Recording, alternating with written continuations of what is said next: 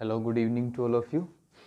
आज जो हमारा टॉपिक है 10th क्लास का चैप्टर, जिसका नाम है जी हेरिडिटी एंड एवोल्यूशन। एवोल्यूशन जो है 10th क्लास के अंदर से वो रिमूव कर दिया गया है सीबीएसई के द्वारा। तो उसके अंदर सिर्फ एक चैप्टर है जिसका नाम जो एक टॉपिक है उसका नाम है जी हेरिडिटी। बेसिकली हेरिडिटी टर्म क्या है, ज़्यादा कुछ टिपिकली वर्ड नहीं है इस चैप्टर के अंदर।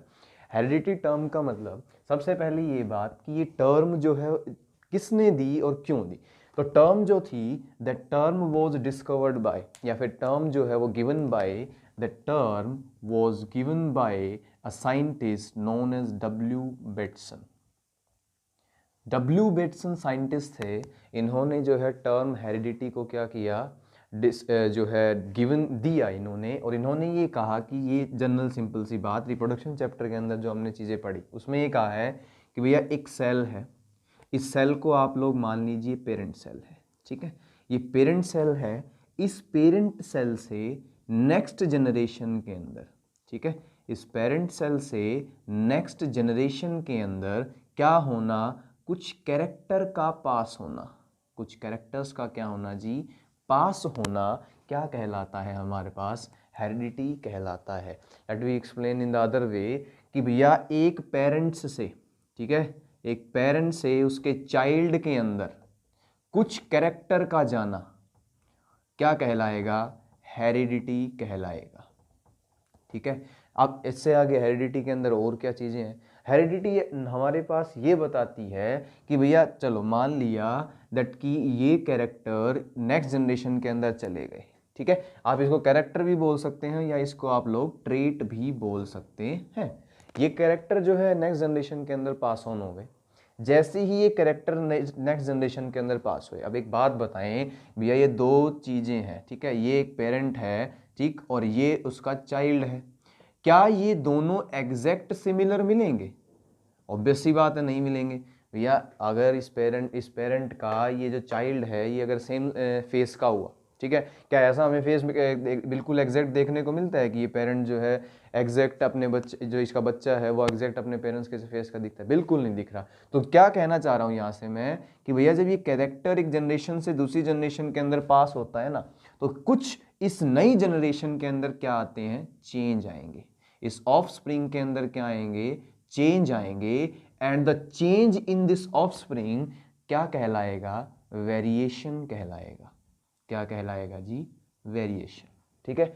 इसे हम क्या कहते हैं, वेरिएशन। मींस कि एक पेरेंट से जब एक नया चाइल्ड प्रोडक्शन हुआ, ये जो चाइल्ड बना, इस चाइल्ड के अंदर जो कैरेक्टर होंगे वो होंगे तो पेरेंट से ही, बट ये अपने पेरेंट्स के जैसा सिमिलर बिल्कुल नहीं दिखाई देगा। फेस स्ट्रक्चर, सिमिलरिटीज आवाज में कह सकते हैं कि मिल सकती है, फेस स्ट्रक्चर हो गया, इसके अदर जो फेनोटाइपिक जो रिप्रेजेंटेशन होगी वो सभी क्या मिलेंगी, इस पेरेंट से अलग मिलेगी। तो इस चेंज को हम क्या कहते हैं जी, वेरिएशन। और हेरिडिटी के अंदर वेरिएशन जो है एक क्या होगा, इसका मेन कंपोनेंट कहलाएगा, ठीक है। इतनी बात क्लियर है, ठीक है जी। नेक्स्ट क्या है, जब वेरिएशन किसी नेक्स्ट इस ऑफस्प्रिंग के अंदर आ गई, ठीक। अब दूसरी बात ये कि भैया यहाँ से यहाँ क्या चीज़ें पास हो रही हैं। तो हम लोगों ने रिप्रोडक्शन चैप्टर के अंदर कहा कि पेरेंट्स जो है वो प्रोड्यूस करते हैं गैमेट्स, और ये सारी की सारी इंफॉर्मेशन इस वेरिएशन के लिए कहाँ प्रेजेंट होती हैं, गैमेट्स के अंदर प्रेजेंट होंगी। इन्हीं गैमेट्स से क्या बन जाएगा, न्यू ऑफस्प्रिंग प्रोडक्शन होगी।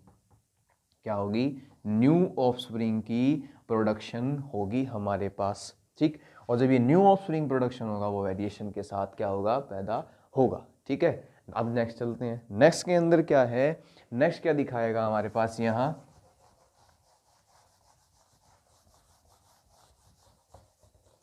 नेक्स्ट हमारे पास इसके अंदर ये देखने का मिलेगा कि भैया उस जनरेशन के अंदर नई वेरिएशन आ गई है, ठीक है। ये जब नई वेरिएशन जो आई इस जनरेशन के अंदर, ये क्या क्या चेंज लेकर आ सकती है। मान लो किसी के अंदर ऐसा कुछ नहीं है कि मान लो कोई एक पेरेंट था, इस पेरेंट ने क्या किया, नई जनरेशन बना ली, चाइल्ड हो गया, एक नया ऑफस्प्रिंग हो गया, ठीक है। अब इसके अंदर जो नया ऑफस्प्रिंग हुआ, ये ऑफस्प्रिंग क्या हुआ, इसकी जो ईयर लोब थी, ठीक है, इसके जो कान थे वो बिल्कुल बिल्कुल, कुछ देखे होंगे कि ये जो हमारा ये जो पोर्शन है ये किसी का अलग होता है बिल्कुल यहाँ से, या फिर ये बिल्कुल बिल्कुल पास होता है।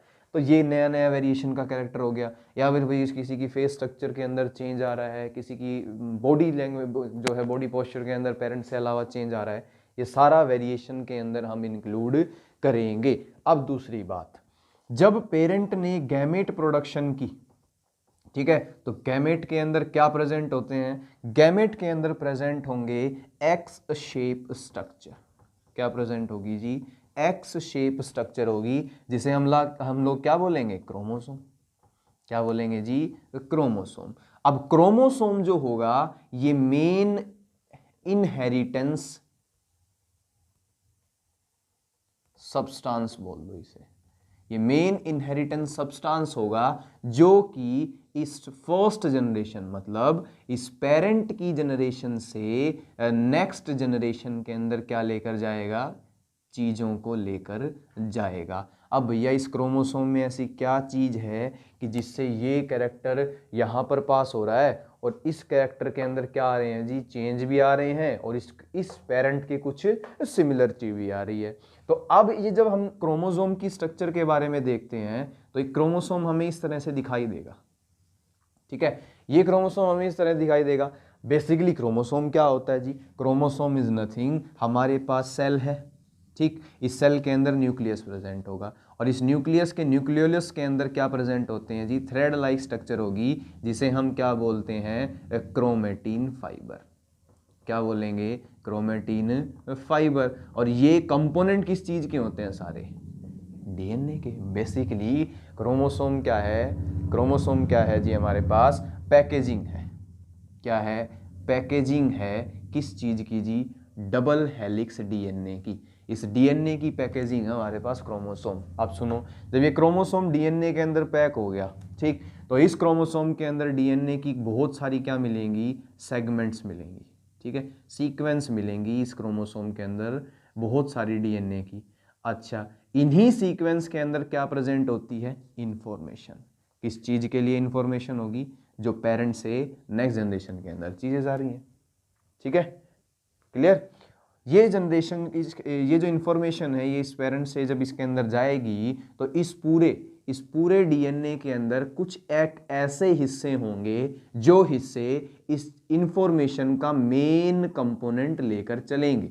और द सीक्वेंस, ठीक है, जो ये सीक्वेंस होगी किस चीज की? डीएनए की। That sequence of DNA is known as gene. तो यहां से ये निष्कर्ष निकल कर आया इस पूरी बात का कि भाई जो पेरेंट से ऑफस्प्रिंग के अंदर कैरेक्टर पास ऑन हुए हैं, ठीक है, पेरेंट से ऑफस्प्रिंग के अंदर जो कैरेक्टर पास ऑन हुए हैं, दैट कैरेक्टर इज पास्ड, और उन कैरेक्टर की इंफॉर्मेशन किस चीज के पास है? पूरी की पूरी जीन के पास है। और कंप्लीट जो चीज है पेरेंट से लेकर के ऑफस्प्रिंग के अंदर, ये सारा का सारा जो चेंज और सारा की सारी variation that is regulated by gene, ठीक है। Thank you all of you.